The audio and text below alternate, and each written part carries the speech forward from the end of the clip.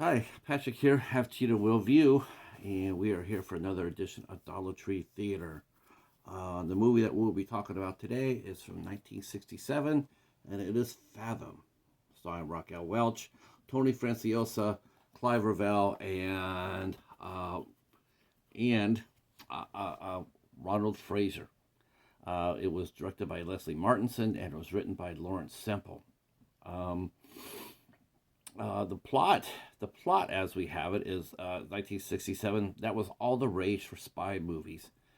We had all sorts of films coming out. Our man Flint, Matt Helm, James Bond, of course, many others that came out. And one of the things that 20th Century Fox wanted to do, they wanted to develop a project. It was a movie called Modesty Blaze. It was based off a newspaper cartoon, and they're going to make a movie out of it. And so everything was really high. Everybody expected Modesty Blaze to do really well. So 20th Century Fox didn't want to be left behind in the new wave of women led action films. So they went ahead and decided that they were going to make Fathom, which is based off a series of books by a gentleman named Larry Forrester. So they cast Raquel Welch, who was just getting her career was just getting started. She had done 1 Million BC, where she only had 3 lines, but everybody had that poster. Um, in fact, it was even made even more famous by when it was featured in the Shawshank Redemption. That was the cupcake that the warden was talking to. Uh, well, Raquel Welch was just getting started. She was 27 years old when she started at the time of this movie was made. The movie was made internationally. It was made in Italy and a bunch in Spain and England and the United States and all sorts of points in between. Um, so the plot was really fun. Um, uh, Fathom Harvill is a world class skydiver, and that's what she does. She goes around the world. She skydives and does exhibitions and contests and stuff like that.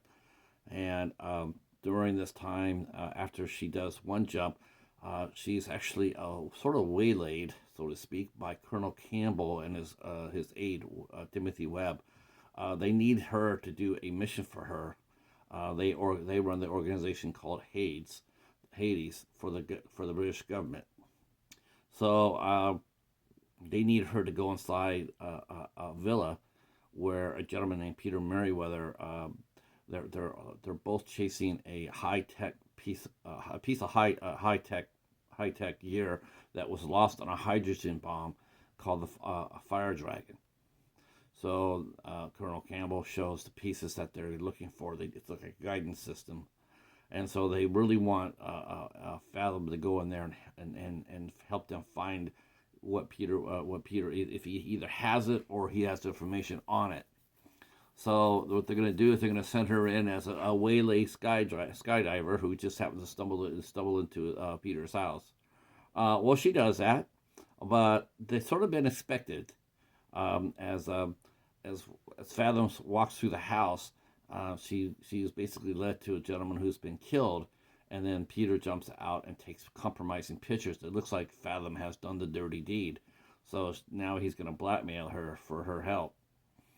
So and Peter Mayweather and Colonel Campbell know of each other.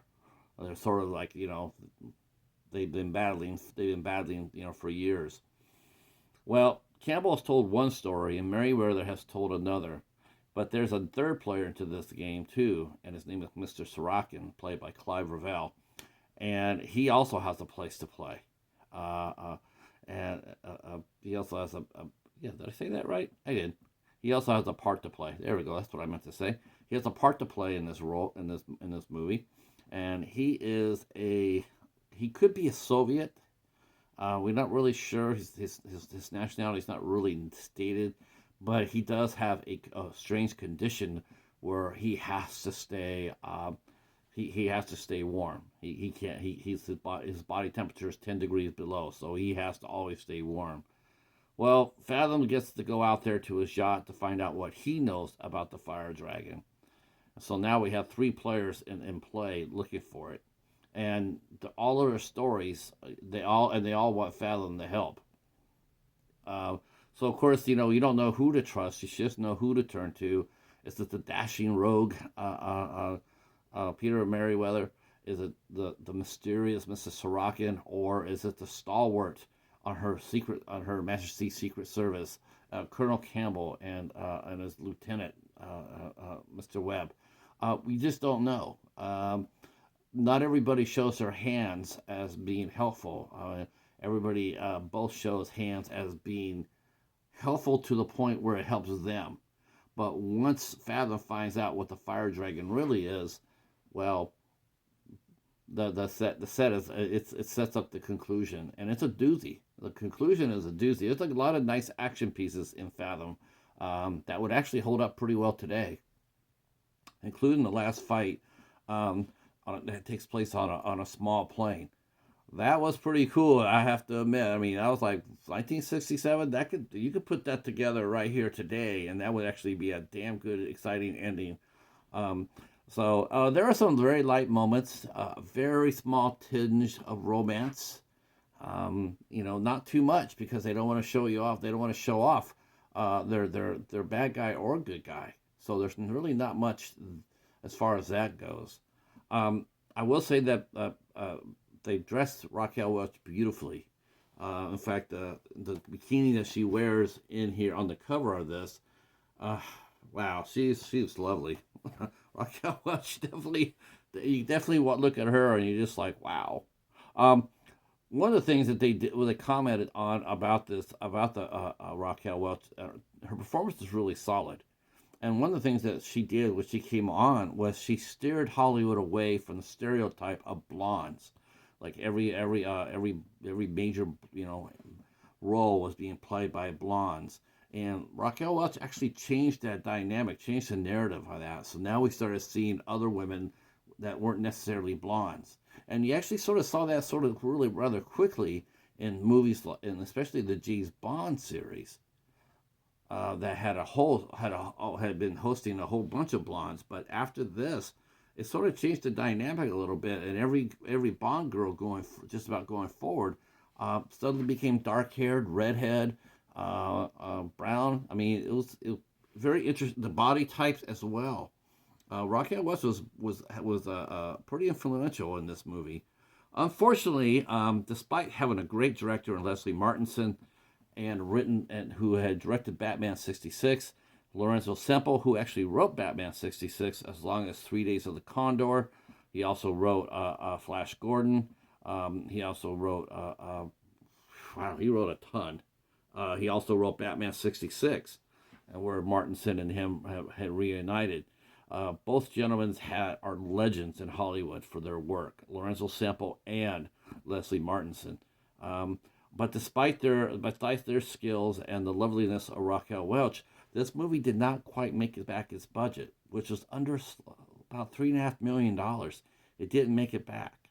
It came real close, but not quite.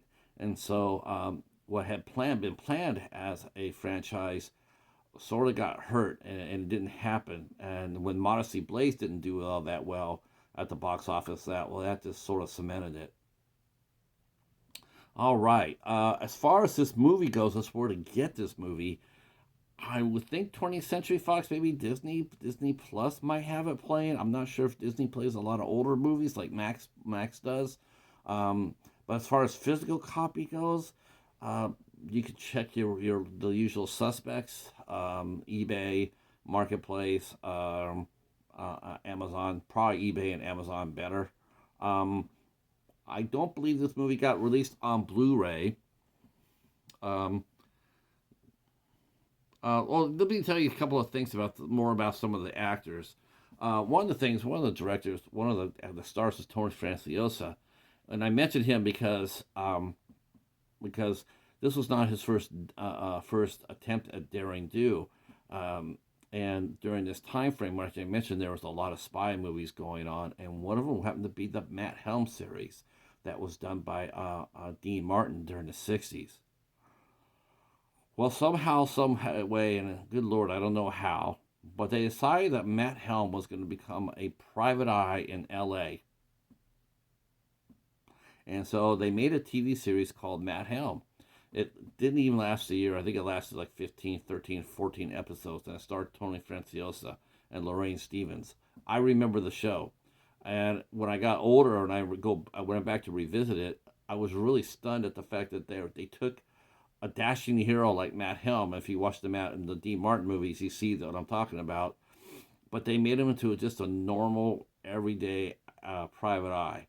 No gadgets, no high tech, no international crime fighting organization. A private eye.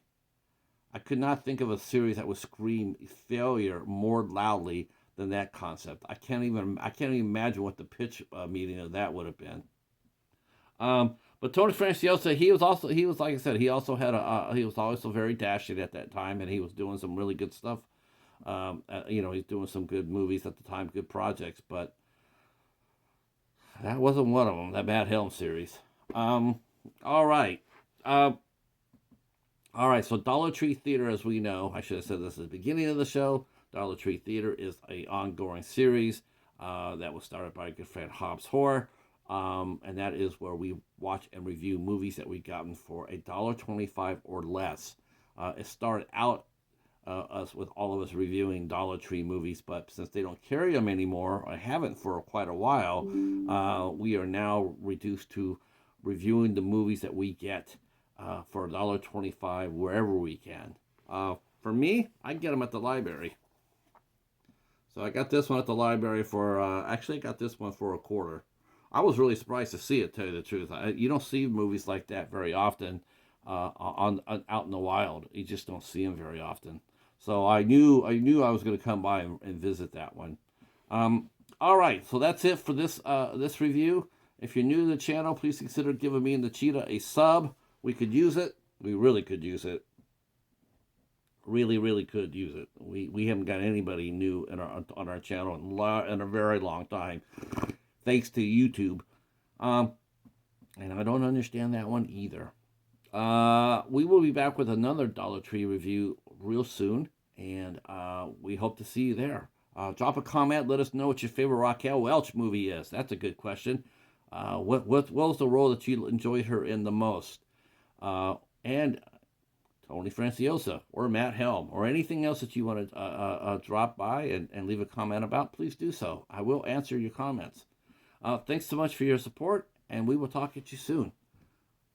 Peace.